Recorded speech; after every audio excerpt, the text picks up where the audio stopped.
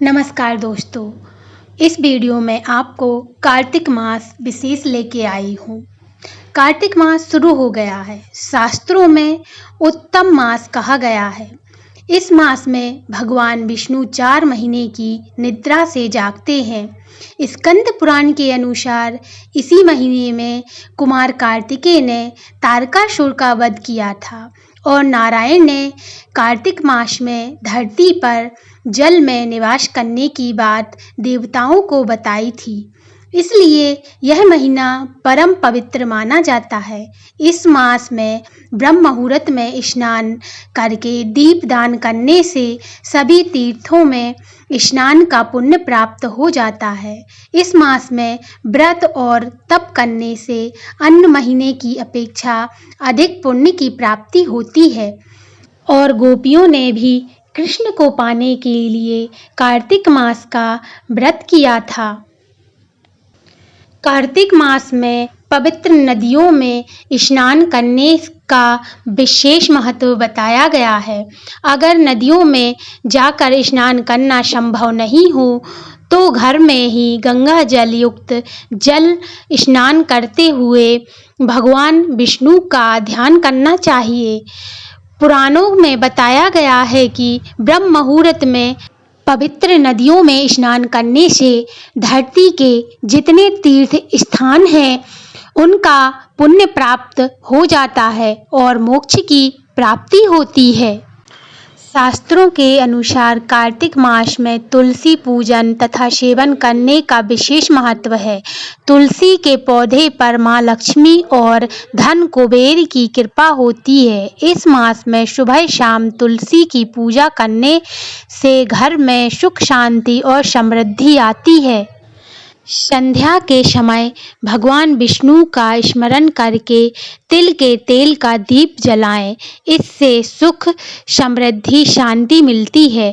कार्तिक महत्व के अनुसार भगवान विष्णु ने कुबेर से कहा है कि जो व्यक्ति कार्तिक मास में मेरा पूजन और दीपदान करे उसे कभी धन की कमी मत होने देना।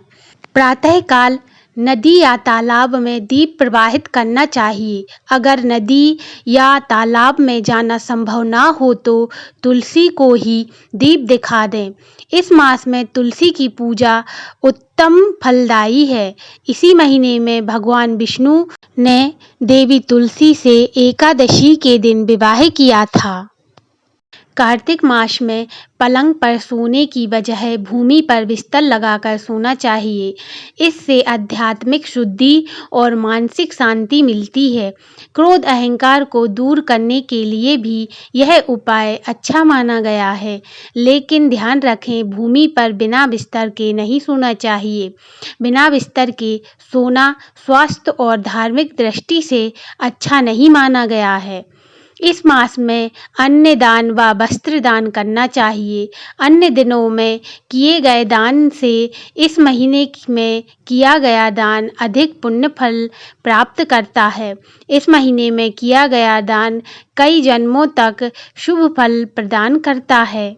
उगते सूरज को जल देना चाहिए। ऐसी कथा है कि पूर्व जन्म में सत्यभामा के पिता एक ब्राह्मण थे जो नियमित सूर्य को जल और दीप दिखाया करते थे। कार्तिक मास में भी उनका यह क्रम चलता रहता था।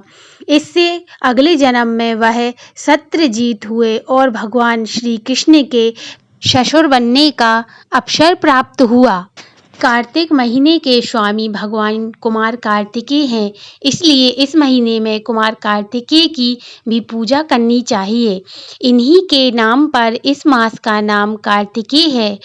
इन्होंने इसी महीने में देवताओं का सेनापति बनकर तारकासुर का वध किया था और देवताओं को स्वर्ग दिया था। इस महीने में ब्रह्मचर्या का पालन करना चाहिए। भगवान विष्णु के दामोदर और नारायण रूप की पूजा करनी चाहिए और स्त्री पुरुष संबंध से परहेज रखना चाहिए। साथ ही बुरे विचारों को मन में ना लाएं। इस पवित्र महीने में सदाचार का पालन करना चाहिए और किसी का अपमान नहीं करना चाहिए। तामसिक भोजन से भी परहेज करें। इस महीने में इस महीने में भगवान विष्णु ने मत्स्य रूप में अवतार लेकर वेदों की रक्षा की थी और देवताओं से कहा था कि वह कार्तिक मास में वेदों सहित जल में रहेंगे। इसलिए इस महीने में मछली नहीं खाना चाहिए। अन्य तामसिक भोजन जैसे मांस, अंडा और मदिरा से भी परहेज रखना चाहिए। इस मास का हिंदू धर्म में बहुत अधिक महत्व होता है। कार्तिक मास में माँ लक्ष्मी की पूजा का विशेष महत्व होता है। इस माह में माँ लक्ष्मी की पूजा करने से माँ की विशेष कृपा प्राप्त होती है। माँ लक्ष्मी को धन की देवी कहा जाता है। माँ की कृपा से व्यक्ति की सभी मनोकामना पूरी हो जाती हैं। माँ लक्ष्मी की कृपा से धन हानि की समस्या दूर हो जाती है और धन लाभ होता है। कार्तिक मास में माँ लक्ष्मी को प्रसन्न करने के लिए रोजाना माँ लक्ष्मी को खीर का भोग लगाना चाहिए। धार्मिक मान्यताओं के अनुसार माँ लक्ष्मी को खीर प्रिय होती है। धन हानि को रोकने के लिए रोजाना माँ की आरती करें और माँ को भोग लगाएं।